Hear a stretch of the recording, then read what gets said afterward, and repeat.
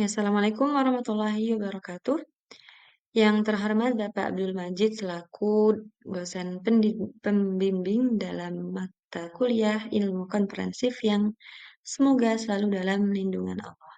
Perkenalkan, saya Ainun Nadifa dengan NIM 202407200008 yang insya Allah pada kesempatan kali ini akan membawakan topik diskusi tentang characteristic of educational system. Kemudian, PPT ini dibuat berdasarkan penelitian oleh Jaron Leverison and Aidis Nikais yang berjudul Karakteristik Sistem Pendidikan dan Bagaimana Pengaruhnya Terhadap Hasil dalam Jangka Pendek dan Jangka Panjang. Kemudian, apa saja yang akan kita bahas pada diskusi pada kali ini, pada kesempatan kali ini, yaitu hanya ada 3 outline, hanya ada 3 topik utama, hanya ada 3 hal yang akan kita bahas, yaitu yang pertama ada stratifikasi atau pengelompokan, yang kedua ada spesifitas atau orientasi, dan yang terakhir adalah tata kelola. Memasuki materi yang pertama, ya ini ya, karakteristik kunci dari sistem pendidikan. Nah, sebelum kita memasuki materi yang pertama, yaitu stratifikasi, alangkah baiknya untuk kita mengenali dulu apakah itu karakteristik ya. Karakteristik secara etimologi berasal dari bahasa Latin yaitu karakter yang berarti tabiat, watak, sifat-sifat kejiwaan, kepribadian, bisa juga diartikan budi pekerti. Nah, kemudian langsung saja seperti yang sudah saya tadi sempat singgung sedikit, stratifikasi yaitu pengelompokan. Ya, di sini saya cantumkan berdasarkan dari penelitian tersebut bahwa stratifikasi itu adalah sejauh mana sistem mengarahkan siswa dengan kemampuan berbeda. Ya, jadi setiap peserta didik itu pasti memiliki kemampuan berbeda yang memang ada sejak lahir, ada bawaan, juga bisa nanti karena lingkungan. Jadi pasti memiliki kemampuan berbeda-beda. Nah, dari kemampuan berbeda-beda ini pasti melalui jalur pendidikan yang berbeda-beda. Karena kemampuan dan jalur pendidikannya ini setiap peserta pasti berbeda-beda, maka pasti nanti hasil akhir dari pendidikannya juga akan berbeda-beda. Nah, sejauh mana sistem mengarahkan siswa dengan kemampuan berbeda. Nah, jadi mari kita kenalan dulu dengan sistem ya. Sistem itu apa? Ya, kata sistem secara etimologi berasal dari bahasa Yunani, sistema, yang artinya konsep keseluruhan yang terdiri dari beberapa bagian atau anggota. Nah, jadi secara umum sistem adalah suatu kesatuan yang terdiri dari komponen atau elemen yang dihubungkan bersama untuk mencapai satu tujuan. Nah, di sini apa saja itu ya? Sistem pendidikan, apa saja karakteristik dari dari pendidikan itu? Yaitu yang pertama yaitu memiliki tujuan yang jelas. Nah, jadi tadi ya, karakteristik itu adalah satu komponen yang disatukan untuk mencapai satu tujuan. Nah, bagaimana komponen-komponen ini akan bersatu apabila tujuannya saja belum jelas seperti itu. Jadi, jadi karakteristik dari pendidikan yang pertama dan yang paling jelas adalah pasti memiliki tujuan yang jelas. Kemudian yang kedua, oh ya, jadi tujuan yang jelas tadi untuk apa? Untuk mengembangkan potensi peserta didik. Seperti itu ya. Kemudian yang kedua yaitu memiliki kurikulum atau program pembelajaran yang terstruktur. Nah, di sini ya tadi disinggung bahwa sejauh mana sistem mengarahkan siswa dengan kemampuan berbeda melalui jalur pendidikan yang berbeda. Maka penting untuk memiliki kurikulum atau program pembelajaran yang terstruktur. Ya, jadi di mana di sana terdapat interaksi antara pendidik dan peserta didik, juga mencakup evaluasi pendidikan, evaluasi yang untuk mengukur pencapaian pembelajaran, juga pasti ada sarana dan prasarana yang mendukung. Seperti itu.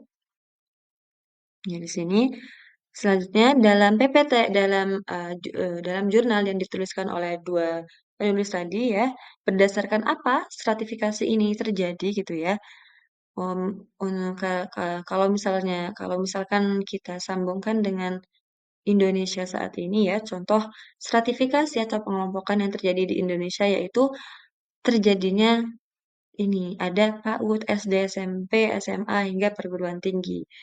Nah, jadi bisa dikelompokkan berdasarkan usia, kemampuan, dan hal lain yang mungkin berkaitan dengannya. Seperti itu. Ya, seperti yang sudah kita singgung beberapa saat lalu ya, bahwa ya memasuki karakteristik yang kedua itu kekhususan atau orientasi ya. Tadi seperti yang sudah kita singgung di awal bahwa karakteristik jadi penting untuk memiliki tujuan karena karakteristik ini adalah komponen yang bersatu karena untuk mencapai satu tujuan, maka tujuannya ini harus jelas. Jadi apa yang ingin dituju sebenarnya dari pendidikan ini yaitu ya. Yang pertama, apakah sistem tersebut terutama ingin memberikan keterampilan kejuruan khusus yang langsung digunakan di pasar tenaga kerja atau membawa sebanyak mungkin siswa ke tingkat kemampuan umum yang setinggi mungkin, yaitu dengan masuk ke pendidikan tinggi sebagai target utama. Maka di sini sudah jelas ya, yang dimaksudkan adalah apakah pendidikan yang ditempuh anak peserta didik kita itu akan apa? Jadi di sini akan terbagi menjadi dua ya, yaitu mudahnya adalah pendidikan vokasi dan sarjana. Nah, di mana apakah bedanya ini ya? Bedanya dari kedua ini, pendidikan vokasi ini berfokus untuk mendapatkan keterampilan dan pengetahuan praktis untuk profesi tertentu. Ya, jadi bisa langsung digunakan di pasar tenaga kerja. Nah, jadi kurikulum yang dipakai pun pasti berbeda gitu, begitu. Karena dalam vokasi ini, peserta didik ini lebih menerapkan keterampilan yang dimiliki, seperti magang dan pengalaman lapangan. Nah, berbeda dengan nanti yang peserta didik yang menjalani pendidikan sarjana seperti itu. Karena karena tujuannya adalah membawa sebanyak mungkin siswa ke tingkat kemampuan umum yang setinggi mungkin dengan masuk ke pendidikan tinggi sebagai target utama. Jadi tentu pendidikan sarjana ini lebih luas dan umum. Kemudian dari segi kurikulum juga mereka pasti lebih sedikit untuk eh, bukan pasti lebih sedikit. Jadi eh, lebih banyak teorinya seperti itu. Memasuki outline yang terakhir yaitu tata kelola. Di sini saya cantumkan dari jurnal yang saya pakai yaitu pengelolaan sistem tersebut. Jadi pengelolaan komponen-komponen tadi, komponen-komponen yang bersatu untuk mencapai tujuan ya. Dan jadi bagaimana dikelolanya seperti apa seperti itu.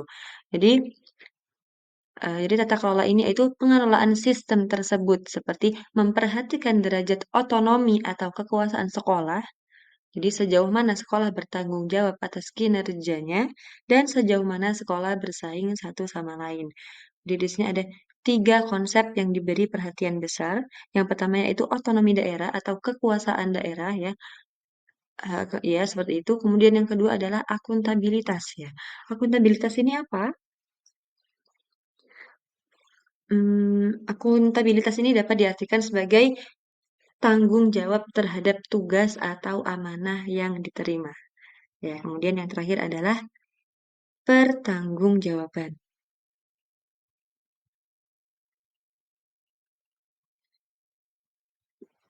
Ya, di sini kita lanjut ke slide berikutnya. Nah, di sini muncul pertanyaan siapa pemerintah sistem pendidikan. Nah, mengapa pertanyaan ini muncul?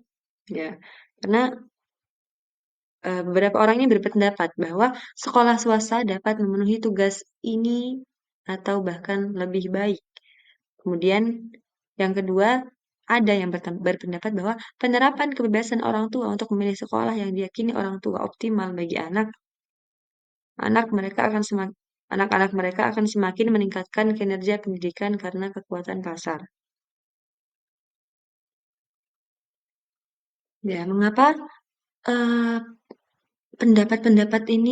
dua pendapat ini muncul ya begitu. Jadi hubungannya apa? Ya, jadi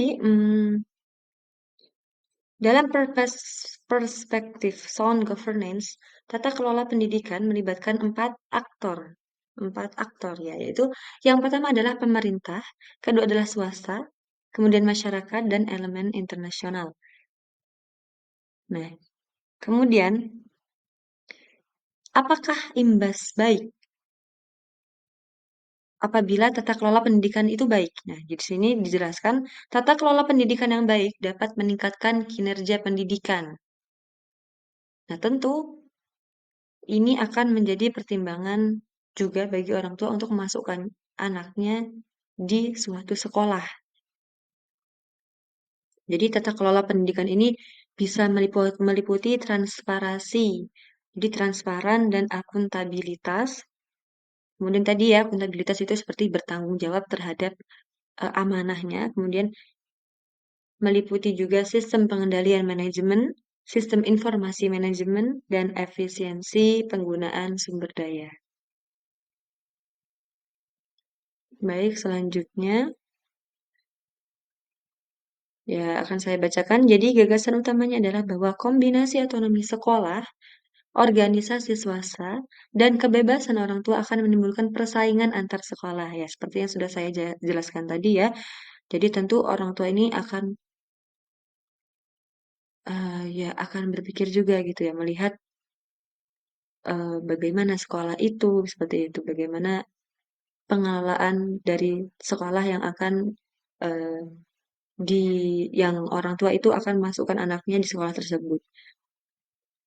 Jadi kombinasi dari tiga tersebut ya akan menimbulkan persaingan antar sekolah. Jadi penyedia pendidikan swasta akan menggunakan otonomi mereka, akan menggunakan kekuasaan mereka untuk mencoba meyakinkan orang tua yang bebas agar lebih memilih sekolah mereka. Seperti itu. Dan maka ya ini pertanyaan dalam ini ya yang perlu dikritisi lagi mungkin dalam eh, jurnal tersebut. Kita loncat saja. Ya, sudah selesai. Ini saya dan partner saya, Esna Yuniseci Wahyuningrum, dengan NIM 20240720006. Ya, demikian presentasi dari saya. Eh, kurang lebih mohon maaf. Saya akhiri. Wassalamualaikum warahmatullahi wabarakatuh.